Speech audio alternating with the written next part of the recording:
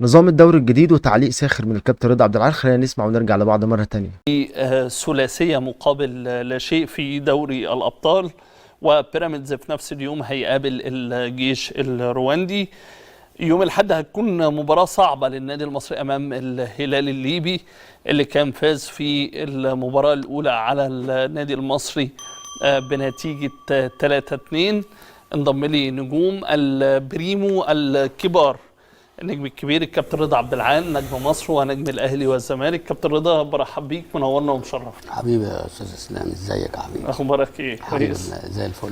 والنجم الكابتن محمود ابو الدهب. كابتن ابو الدهب برحب بيك، منورنا ومشرفنا. حبيبي يا اسلام، انا اللي برحب بيك ودايما بستمتع وانا بطلع معاك. الله يخليك كابتن. والنجم الكبير الكابتن مجدي طلبه نجم مصر ونجم الاهلي والزمالك. كابتن مجدي برحب بيك، منورنا ومشرفنا. برحب بيك يا اسلام وبرحب بالرجاله. كنت بتضحك على ايه بقى يا كابتن مجدي قبل ما نرجع؟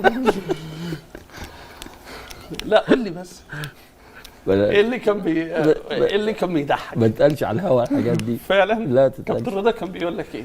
برضه ما تقالش على الهوا. يا ريت كنت بتقول يا ريت نرجع يا زمان. طيب كابتن رضا، هبدأ بحضرتك بالإعلان عن تغيير نظام الدوري. كان معايا كمان من شوية اللي هو ثروت سويلم موضوع الرابطة، والإعلان عن نظام الدوري وإنه هيكون نظام من دوري من دور واحد، ثم بعد كده الدور الثاني هيتقسموا إلى 10 أندية و9 أندية. هيتحدد البطل ويتحدد ال4 فرق في ال10 أندية، ويتحدد فريقين بس اللي هيهبطوا للدوري المحترفين، ويصعد 3 فرق، وده 9 أندية و9 أندية، وده هيطبق لمدة موسمين. الموسم اللي بعد كده لسه اللي هو ثروت سويلم أعلن إن هيكون هبوط ل4 فرق، وبعد كده صعود ل3 فرق من الدوري المحترفين. فرأي حضرتك بشكل عام في تغيير نظام الدوري، وهل ده الحل للمشاكل اللي كنا بنعاني منها في الموسم اللي فات؟ بص، بسم الله الرحمن الرحيم. الاول كانك يا ابو زيت مغازيت. انت ازاي هتنزل فرقتين وتطلع 3 فرق وتخلي فرقه تلعب الدوري اللي جاي باي؟ ليه؟ حد ضربك على ايدك؟ كان لسه المهندس فرج عامر كان بيقول لي الكلام ده غلط طبعا، غلط طبعا. وانت ودنك منين يا جحا؟ ما احنا عايزين نتلاشى طول الدوري السنه اللي فاتت واللي قبليها واللي قبليها. اعمل موسم استثنائي. انا غير النظام، ما عنديش مشكله. انت عملت حاجه كويسه، قلت ال9 انديه الاولانيين يلعبوا من اول للرابع، واخد بالك؟ طب ومن الخامس للتاسع ال4 فرق التانيين دول ولا ال5 فرق؟ هيبقى بالظبط نظام اللي هو ايه، انا ضمنت بالظبط كده. لما هيبقى 4 فرق مثلا بيموتوا نفسهم عشان ياخدوا البطوله، وال5 التانيين نايمين في ميه البطيخ.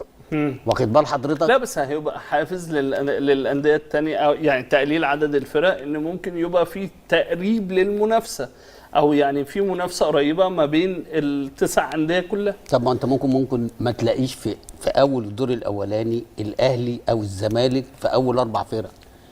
لا، في اول 4 فرق حتى ما انت عندك لغايه المركز التاسع. ماشي، ما انا بقول لك يعني الدور الاولاني انت عندك بعد كده هتلاقي الاهلي والزمالك ممكن ما يبقاش اول وثاني.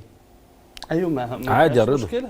ما انت في النهايه الدور الثاني ماشي، الدور الثاني اللي بين ال9 انا هاخد ال9 فرق ماشي، فيطلع بقى الاهلي والزمالك في ال8 وال9 موجودين برضه. ما انا عارف ان موجودين، بس ده ما بيأثرش عليهم في استمرار المنافسه.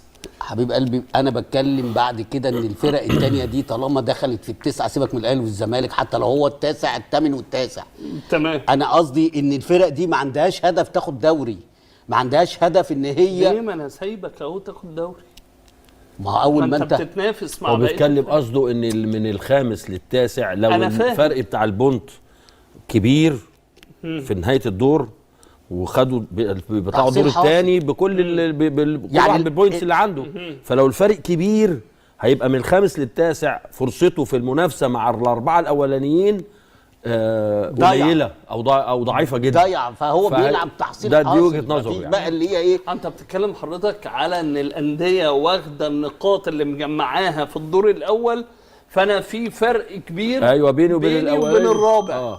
واخد بالك؟ لما تيجي بعد كده هيبقى الدوري مسخ غير في زي ما حضراتكم سمعتوا كده، ده كان تعليق الكابتن رضا عبد العال طبعا على نظام الدوري الجديد، ويمكن شرحناه في البث المباشر عندنا، وان هو طبعا هياخدوا اول 10 فرق ويعملوا لهم مجموعة، واللي هيبدأ يحصل على اكتر عدد من النقاط هو اللي هيحصل على الدوري.